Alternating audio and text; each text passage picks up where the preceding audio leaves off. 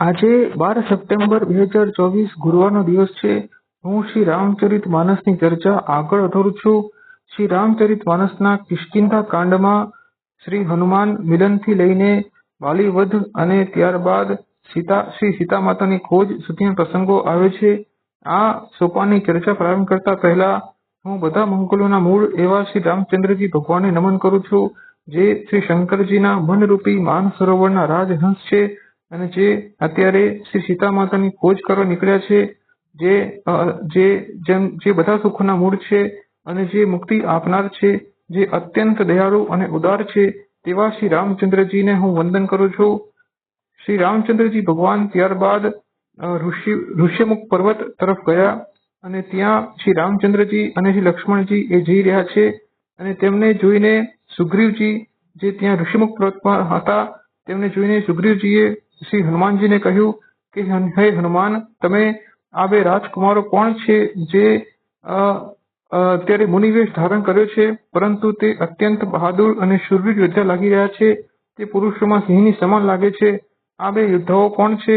આ યોદ્ધાઓ છે કે આ મુનિઓ છે? તેને મને જાણ કરો, અને જો આ વાલીએ મોકલ્યા હોય, જો આ મારા ભાઈ વાલી તરફથી આવ્યા હોય, તો તમે મને ઈશારો કરી દેજો. હું તરત જ આ ઋષિમુખ પર્વત છોડીને જતો રહીશ. આવું શ્રી સુગ્રીવજીએ શ્રી હનુમાનજીને કહ્યું. ત્યારબાદ શ્રી હનુમાનજી એ બ્રાહ્મણનો વેશ ધારણ કર્યો અને તે શ્રી રામચંદ્રજી અને શ્રી લક્ષ્મણજીને મળવા ગયા. અને ત્યાં શ્રી હનુમાનજીએ શ્રી રામચંદ્રજીને પૂછ્યું કે તમે કોણ છો? તમે જે રાજકુમારો જેવા દેખાવો છો, પરંતુ તમે આ ધનુષ્ય અને બાણ ધારણ કર્યું છે, તમે કોણ છો?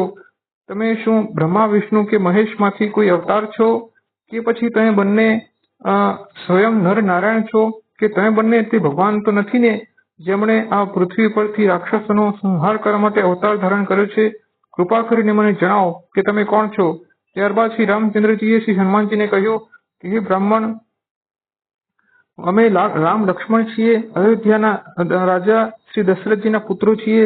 મારી પત્ની સીતાને રાક્ષસ ઉપાડી ગયો છે અને હું સીતાની તપાસ ખોજ કરવા નીકળ્યો છું અને ખોજ કરતા કરતા હું અહીં સુધી પહોંચ્યો છું. આવું શ્રી રામચંદ્રજીએ શ્રી હનુમાનજીને કહ્યું. અને ત્યારબાદ શ્રી રામચંદ્રજીએ શ્રી હનુમાનજીને કહ્યું કે હે બ્રાહ્મણ, મેં તો મારું ચરિત્ર તમને કહી દીધું છે, હવે તમે જણાવો કે તમે કોણ છો.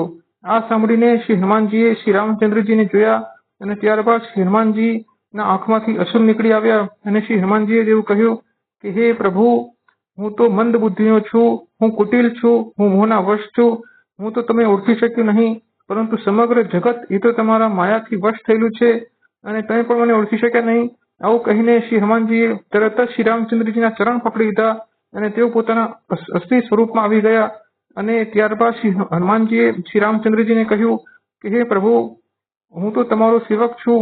અને ત્યારબાદ શ્રી રામજીએ શ્રી હનુમાનજીને કહ્યું કે હે હનુમાન, તમે તો મને લક્ષ્મણજી કરતા પણ વધુ પ્રિય છો, કારણ કે મને મારા સેવકો અત્યંત પ્રિય હોય છે. આવું શ્રી રામજીએ શ્રી હનુમાનજીને કહ્યું. ત્યારબાદ શ્રી હનુમાનજીએ શ્રી રામજીને કહ્યું કે સ્વામી સેવકની રક્ષા કરે છે અને એક માતા પોતાના શિશુની રક્ષા કરે છે. ત્યારબાદ શ્રી રામજીએ શ્રી હનુમાનજીને કહ્યું કે તે સેવક અનન્ય છે, તે સેવક ઉત્તમ છે, જે પોતાની જાતને સેવક માને છે અને સમગ્ર જગતને, જડ ચેતન જીવને ભગવાનનું સ્વરૂપ માને છે. તે સેવક અનન્ય છે અને ઉત્તમ છે. ત્યારબાદ શ્રી હનુમાનજીએ શ્રી રામચંદ્રજીને કહ્યું કે હે શ્રી રામચંદ્રજી, તમે સુગ્રીવની સાથે મિત્રતા કરી લો અને શ્રી સુગ્રીવજી એ તમને બધી રીતે સહાયતા કરશે. તે પોતાના કરોડો વાનરો અહીં તહીં સીતાજીની ખોજ માટે મોકલશે અને તમે શ્રી સુગ્રીવજી સાથે મિત્રતા કરી લો. ત્યારબાદ શ્રી હનુમાનજી શ્રી રામચંદ્રજી અને શ્રી લક્ષ્મણજીને પોતાની પીઠ ઉપર બેસાડીને શ્રી સુગ્રીવજી પાસે લઈ ગયા અને શ્રી રામચંદ્રજી શ્રી સુગ્રીવજીને મળવા ગયા. ત્યારે શ્રી સુગ્રીવજી શ્રી રામચંદ્રજીને જોઈને અત્યંત પ્રસન્ન થયા અને તેમના આંખમાંથી પણ અશ્રુ નીકળી આવ્યા. અને ત્યારબાદ શ્રી સુગ્રીવજી મનમાં વિચારવા લાગ્યા કે શું શ્રી રામચંદ્રજી તેમનો સ્વીકાર કરશે અને તેમની સાથે મિત્રતા કરશે ખરા.